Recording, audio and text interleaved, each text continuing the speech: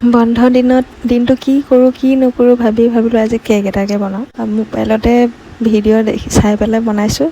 যি লাগে গোটেইখিনি ভিডিঅ'তে চাই পেলাই লৈছোঁ আৰু কি হয় চাওঁ, বনাব জানো নাজানো। ডিম লৈছোঁ, ব্ৰেড লৈছোঁ, কি লাগে আৰু এইখিনি লৈ লৈছোঁ। বনাই থকা ভিডিঅ'বোৰ যেতিয়া চাই থাকোঁ নহয়, ময়ো বৰ ধুনীয়াকৈ বনাম বুলি ভাবোঁ। সেইকাৰণে চাওঁ যিটো সহজ পদ্ধতিক লৈ পেলাই বনাওঁ। বন্ধ দিনত নতুন কিবা এটা বনাই খাবলৈ মন যায়, তেনেকৈ বনাইছোঁ। কেকটো বনাবলৈ 3 ঘণ্টামান যুঁজিছোঁ দেই। আপোনালোকৰ মোৰ দৰে এনেকুৱা অৱস্থা হৈছেনে? ধুনীয়াকৈ বনাম বুলি কৈ এইটো গতি হ'ল। ব্ৰেডটো চাহৰ লগত, ডিম ভাতৰ লগত খাই থোৱা হ'লে ভাল আছিলে।